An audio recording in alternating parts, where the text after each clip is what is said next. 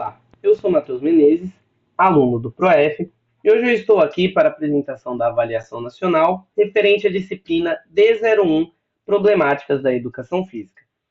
Como solicitado, foi elaborado aqui um mapa conceitual, trazendo todos os temas que foram abordados dentro de 7 semanas.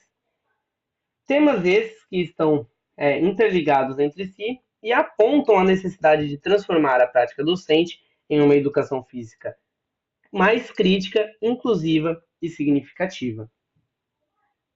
Então, nós temos aqui como ponto principal, problemáticas da educação física, onde nós vamos decorrer dentre esses temas. Como base, nós tivemos os livros, Desafios da Educação Física Escolar, da Unesp, de 2021, e o livro Pedagogia do Oprimido, de Paulo Freire, mais especificamente o seu terceiro capítulo. Na primeira semana, nós abordamos o abandono do trabalho docente. E nós podemos observar, ali segundo o autor, Fernando Jaime Gonzalez, no capítulo 7 do livro, que ele fala que o abandono do trabalho docente não é apenas a ausência física do professor, mas a falta de compromisso com sua função pedagógica. E o autor ele aponta 3 perfis de atuação docente que refletem esse abandono. Então, esses tipos de professor são o professor ausente, que ele não participa do cotidiano da escola e ignora o planejamento pedagógico, então ele está totalmente a par ali da rotina escolar, de maneira separada. E o professor reprodutor, que repete práticas tradicionais esportivas sem reflexão, então ele não busca uma reflexão crítica, e muitas das vezes essas práticas elas estão ligadas ali ao que esse professor teve de experiência na sua vivência anteriormente, E o professor descomprometido, ele realiza as aulas sem objetivo, sem avaliação ou intenção formativa. E esses 3 perfis, eles estão diretamente ligados a 3 formas de atuações docentes que vão definir como a educação física será conduzida. A primeira são as práticas tradicionais, que são voltadas ao ensino tecnicista, ou seja, a formação focada no rendimento esportivo, na competição e na repetição de esportes clássicos. Então, mais uma vez, sem buscar ali a reflexão crítica. Então, vai ser a busca pelo aperfeiçoamento de habilidades motoras. O desinvestimento pedagógico, com o famoso rola-bola, que no caso ali o professor ele não vai estar se planejando e suas aulas ele não vai ter uma intenção educativa. Então o professor ele deixa de lado a sua função pedagógica e traz a educação física ali apenas como um momento de recreação e lazer descontextualizado. E aí nós temos as práticas inovadoras.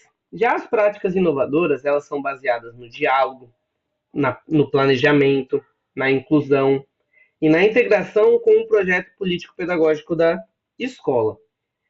E nós buscamos, através dessas práticas inovadoras, alcançar a reflexão crítica. Então, o aluno ele vai ter um melhor entendimento da prática que ele está realizando, e ele vai entender o porquê que ele está fazendo aquilo, qual o contexto. Então, vai ser algo intencional e significativo para o aluno. E aí nós vamos ter também nas práticas inovadoras a diversificação de conteúdos. Então, o esporte ele vai deixar de ser um tema central, mas irá ter a abordagem de vários conteúdos que vão contemplar ali pontos relacionados à cultura corporal de movimento. Então, vai ser mais abrangente, e não algo apenas sistematizado ali. E aí também nós vamos conseguir com isso chegarmos à inclusão. Porque as práticas relacionadas ali, a muitas das vezes ali as práticas tradicionais, ou até mesmo o desinvestimento pedagógico, fazem com que os alunos menos habilidosos eles às vezes sejam excluídos, né? E não é isso que nós queremos. Como professores, nós devemos buscar a forma de incluir todos os alunos. Então, através das práticas inovadoras, nós vamos conseguir que todos tenham a mesma oportunidade de aprendizado, sem distinção de categoria, né, ou coisa do gênero.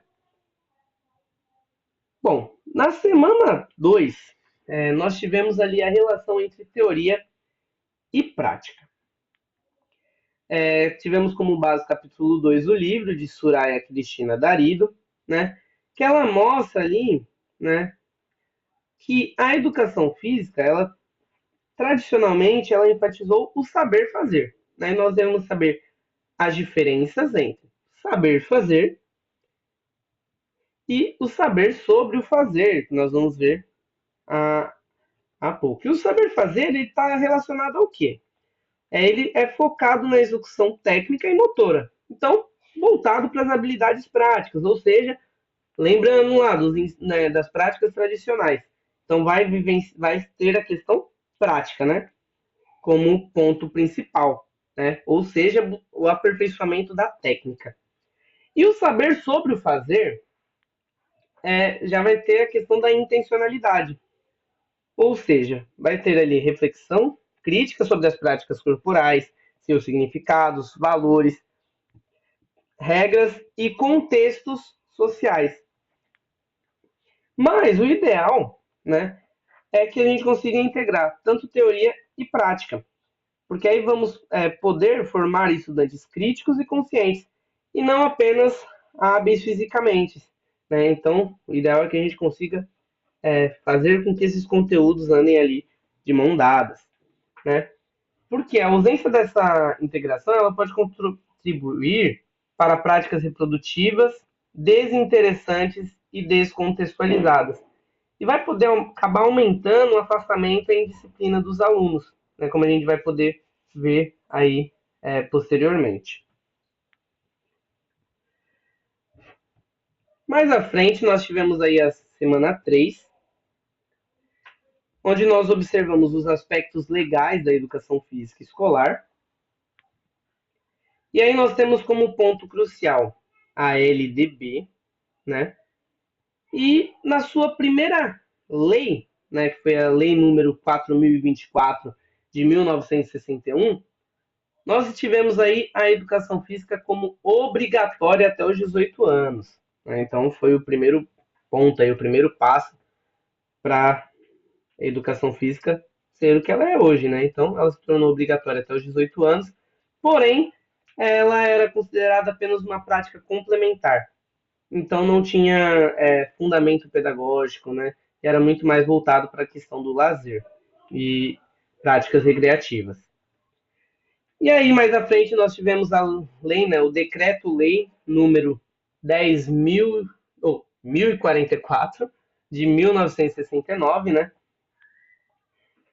que aí trouxe ali a questão do tratamento domiciliar para alunos com doenças temporárias graves, que muitas vezes pode ser mal interpretado como a dispensa definitiva das aulas de educação física, né?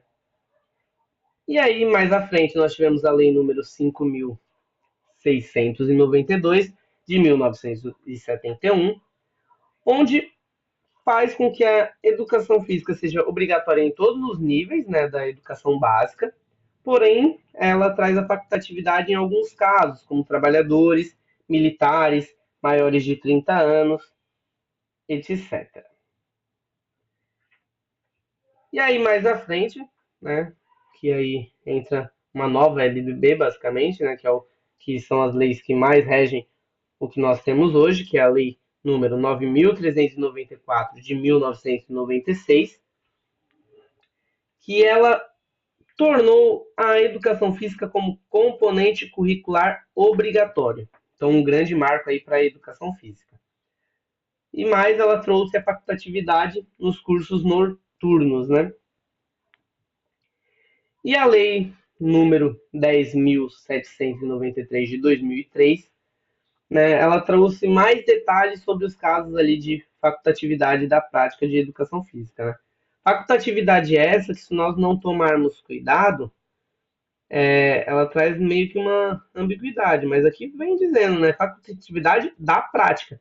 Os conteúdos teóricos, eles são essenciais, né? E devem ser trabalhados mesmo para o aluno que for dispensado da sua prática, né? E aí, na quarta semana, nós tivemos aí um ponto: indisciplina e afastamento dos estudantes. Nós vemos os aspectos da indisciplina, né? E quais aspectos, né, que nós podemos observar aí dentro desse capítulo 6, né? Que teve como autores Darido, Gonzalez e Ginciene, né? E aí nós vemos que o desinteresse, ele é um dos pontos que podem ser cruciais ali para a questão da indisciplina, né? Porque o aluno ele que não está interessado, não está engajado com os temas ali abordados, né? Ele pode vir a agir de uma forma que não seria o ideal ali dentro do contexto escolar, né? A falta de escuta, né, dos alunos, né? Você não escutar os alunos, não entender quais são as necessidades dele, porque isso vai levar ao quê? Um sentimento de não pertencimento, né? A aula, a escola, né? Então nós temos muitas questões às vezes que o aluno pode passar, como a questão do bullying, né? Ou até mesmo questões particulares ali dentro de casa, né? Então são fatores que nós precisamos entender, né, o seu contexto para que a gente possa superar isso, né? E aí temos os afastamentos, né? Os afastamentos eles podem ocorrer pelo quê? Os aspectos legais, como nós já vimos, né? Então, quando mal interpretado, se utiliza daquilo. O aluno se utiliza muitas vezes daquilo para poder ser dispensado das aulas de educação física, porém é aquilo, né? O seu conteúdo teórico ele é essencial, mas nós precisamos também ter a questão de avaliar o aluno. Então, nós temos que buscar meios para que nós possamos avaliar o aluno, mesmo que ele não esteja presente nas aulas práticas. A repetição de conteúdos. Então, também, ligado ali em disciplina, uma das coisas que pode acarretar nesse afastamento é a repetição de conteúdos. Então, várias e várias vezes é sempre a mesma coisa. Então, o aluno ele vai ficar desinteressado, não vai se sentir pertencente daquele ambiente, e aí ele pode acabar né, deixando a educação física ali de lado. E aí podemos ver também a questão do insucesso e exclusão dos alunos, né, que os alunos eles já, né, carregam ali consigo uma vivência prática, né? E essa vivência prática de insucesso, de exclusão, né, de não fazer parte daquilo, pode acarretar, né, na falta de interesse ali, eles buscarem sempre meios para não fazerem parte ali das aulas práticas ali de educação física. Situações essas de afastamento que nem sempre ocorrem apenas com o aluno que ele não está presente na aula, né? Às vezes o aluno ele está presente na aula, porém ele não participa, ele não se interessa, ele não se engaja com o que está sendo apresentado ali. Aí na semana 5 nós tivemos a questão da dificuldade no ensino de esportes, né? Do capítulo 5, né? Como autor temos ali André Luiz Ruggiero Barroso. E nós vemos ali que o ensino esportivo na escola ele costuma valorizar o rendimento e a competição, excluir estudantes com menos habilidades técnicas, repetir sempre os mesmos esportes, futebol, vôlei, basquete, handball, deixar de lado a dimensão cultural e crítica do esporte, fazendo com que o esporte ele atinja aqui, ó, um reducionismo, né? Voltados ao que? Ali, ao Quarteto Fantástico, né? Como nós vimos, esses esportes mais tradicionais. A questão da técnica, né? Rendimento, competição. E mais uma vez, excluindo os alunos, né?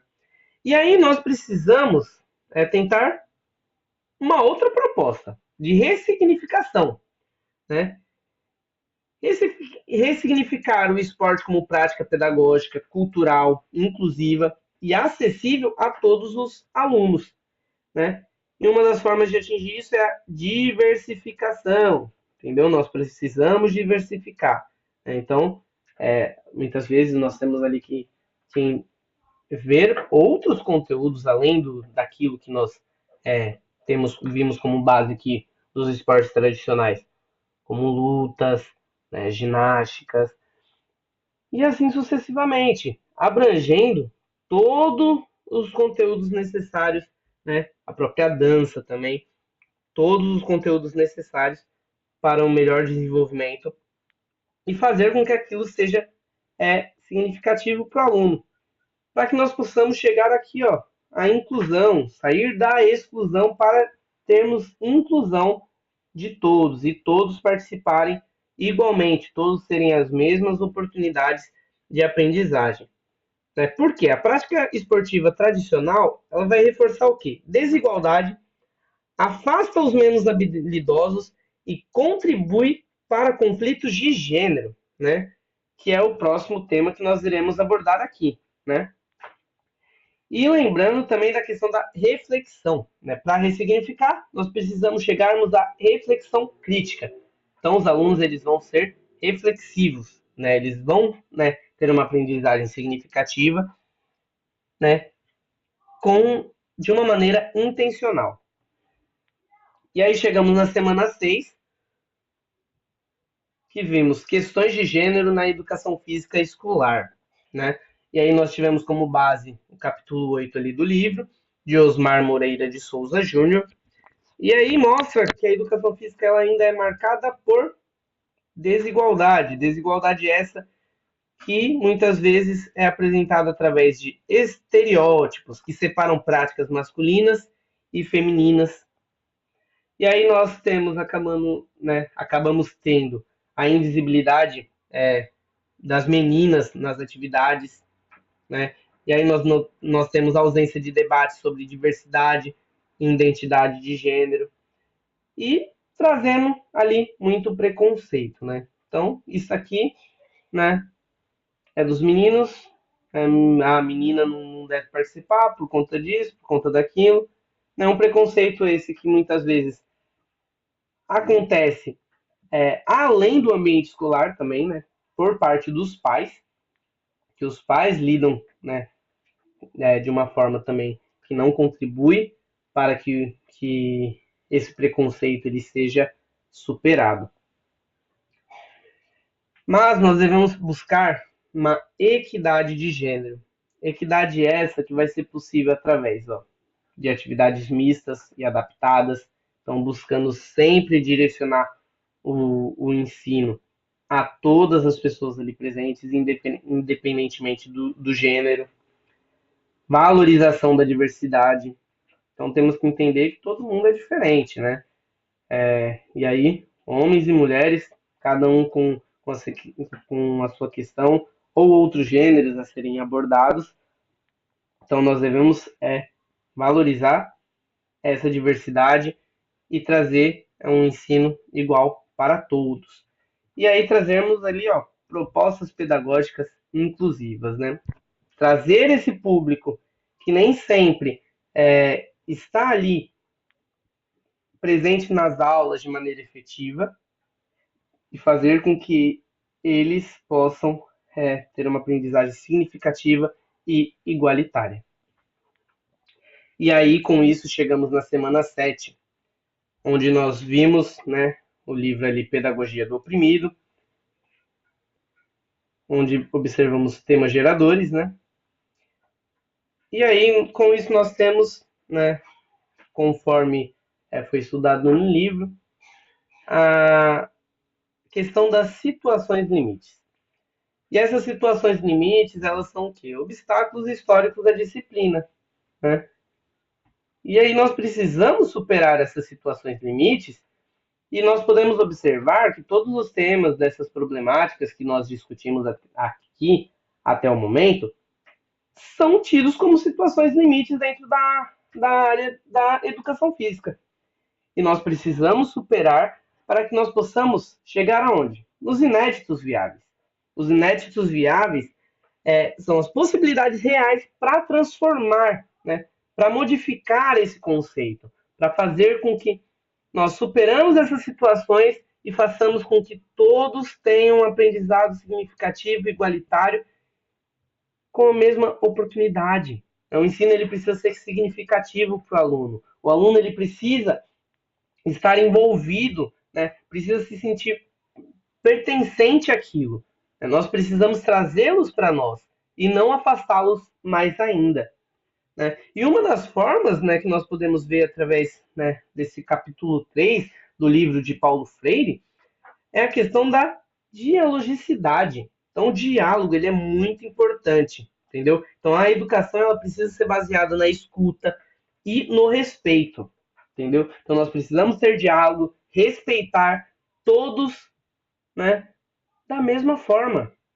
Então, é muito importante para que nós chegamos numa praxis pedagógica, ação e reflexão que gera mudança, entendeu? E a mudança é o que é mais necessário para que nós conseguimos atingir um perfeito grau ali de ensino.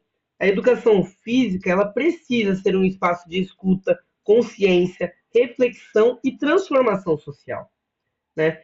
Os conceitos freianos eles oferecem base teórica e prática para superar todas as problemáticas apresentadas, né?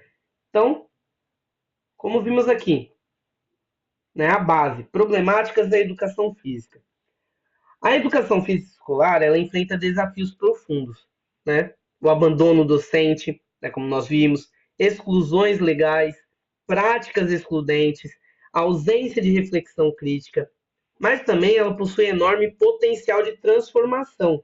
Só que para isso nós precisamos formar professores com base crítica e contínua, planejar aulas com intencionalidade pedagógica, promover práticas inclusivas, dialogadas e significativas e, como nos lembra até mesmo Paulo Freire, ensinar não é transferir conhecimento, mas criar as possibilidades para a sua produção ou a sua construção. Então, com isso, nós chegamos aqui ao fim da apresentação dessa avaliação nacional relacionada à disciplina D01, Problemáticas da Educação Física. Muito obrigado.